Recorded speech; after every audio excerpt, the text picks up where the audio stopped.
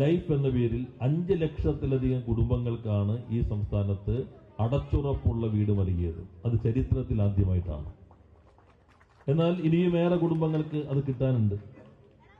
അപ്പൊ അതിൽ പെടുന്നവരായിട്ടുള്ള വിധവകളും പെൺകുട്ടികളുടെ അമ്മമാർ നമ്മുടെ മണ്ഡലത്തിലുള്ള എല്ലാവർക്കും വീട് നൽകുന്ന ഒരു പദ്ധതി ആവിഷ്കരിച്ചാലോ എന്ന ചിന്തയിൽ നിന്നാണ് സ്നേഹവീടിന്റെ പുതിയ ഘട്ടം തുടങ്ങുന്നത്. അത് ഉൾപ്പെടെ ഇപ്പോൾ 14 വീട് നമ്മൾ കല്ലിട്ട് കഴിഞ്ഞു. ആദ്യഘട്ടത്തിൽ 30 വീടുകൾ നൽകാൻ കഴിയുമെന്നാണ് കണക്കാക്കുന്നത്. സുമനസ്സുകളുടെ സഹായം കൊണ്ടാണ് ഈ നിർമ്മാണ പദ്ധതി. ഇതിന്റെ നിർവഹണം എങ്ങനെയാണെന്ന് വെച്ചാൽ, സ്പോൺസർ ചെയ്യുന്നയാൾ രാജഗിരി ഔട്ട്റീച്ച് എന്ന് പറയുന്ന NGO സംവിധാനമുണ്ട്. അവര് CSR എല്ലാം വാങ്ങാൻ രജിസ്റ്റർ ചെയ്യപ്പെട്ട സംഘടനയാണ്. അവർക്കാണ് ഫണ്ട് കൊടുക്കുക. വേറെ ആരും, പഞ്ചായത്തോ ആരും ഈ ഫണ്ടിൽ തൊടുന്നില്ല. അവർക്ക് ഫണ്ട് കൊടുത്ത് അവരാണ് കോൺട്രാക്ടർക്ക് പണം കൊടുത്ത് അവരുടെ മേൽനോട്ടത്തിലാണ് നിർമ്മാണം. എല്ലാ വീടുകളും ആ രൂപത്തിലാണ്. പരമാവധി സൗകര്യങ്ങൾ ഒരുക്കാനാണ് ഇതുവഴി ശ്രമിച്ചുകൊണ്ടിരിക്കുന്നത്. ഞാൻ ദീർഘിപ്പിക്കുന്നില്ല. 7:30 തിരിച്ചു വിടാമെന്നൊരു ഉറപ്പിലാണ് പ്രിയപ്പെട്ട ടോവിനയെ ഇങ്ങോട്ട് ക്ഷണിച്ചത്. ഇതിന് ഞാൻ നേരത്തെ സുമനസ്സുകളുടെ സഹായം കൊണ്ടാണ് ഇതെല്ലാം നിർമ്മിക്കുന്നത്. ഈ വീടിന്റെ നിർമ്മാണത്തിന് ആവശ്യമായിട്ടുള്ള ഫണ്ട് നൽകിയത് സുഡ്കമിയാണ്.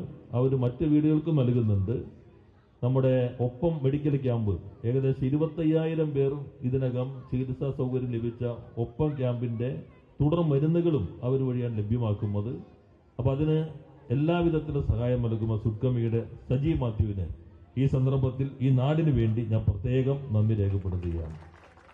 ഇനിയും ഏറെ ചെയ്യാൻ കഴിയട്ടെ എന്ന് ആശംസിക്കുകയും ചെയ്യുന്നു. ഇന്ന് നമുക്ക് ഈ ചടങ്ങേറെ സന്തോഷകരമായത് ടോവിനോയുടെ സാന്നിധ്യമാണ്.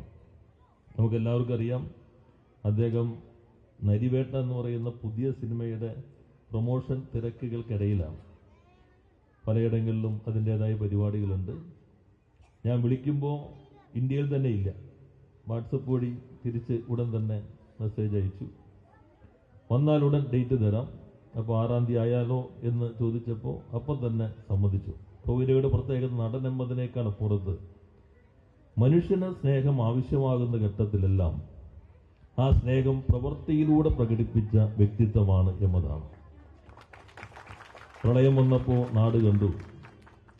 തന്റെ വീട് തന്നെ ഇവിടെ തുറന്നിട്ട് കൊടുത്തുകൊണ്ട് ഇവിടെ താമസിക്കാം എന്ന് പറഞ്ഞ മലയാളത്തിലെ, ഇന്ത്യയിലെ ഒരുപക്ഷെ ഏക നടൻ പ്രിയപ്പെട്ട ടോവിനോയായിരിക്കും. അതെല്ലാം ഏതെങ്കിലും പ്രശസ്തിക്ക് വേണ്ടിയുള്ളതല്ല, അല്ലാതെ തന്നെ ഇത്തരം കാര്യങ്ങൾ നിർവഹിക്കാനാണ്. ഞാൻ പാർലമെന്റ് അംഗമായിരിക്കുന്ന ഘട്ടത്തിൽ ഡയാലിസിസ് സെന്ററിന്റെ പ്രവർത്തനം തുടങ്ങിയപ്പോൾ അത് ഉദ്ഘാടനം ചെയ്യാനെത്തിയത് പ്രിയപ്പെട്ട ശ്രീ മോഹൻലാലാണ്. ആലുവയിൽ 25 ഡയാലിസിസ് മെഷീനുകളുള്ള വലിയ സെന്ററായി അത് മാറി. ഇവിടെ പാർട്ടിയുടെ ജില്ലാ സെക്രട്ടറി ആയിരിക്കുന്ന ഘട്ടത്തിലാണ് ഇന്ത്യയിൽ ആദ്യമായി ഒരു രാഷ്ട്രീയ പാർട്ടി സമ്മേളനങ്ങളോടനുബന്ധിച്ച് വീട് നിർമ്മിച്ചു നൽകുന്ന പദ്ധതി, കനിവ് ഭവന പദ്ധതി ആവിഷ്കരിച്ചു.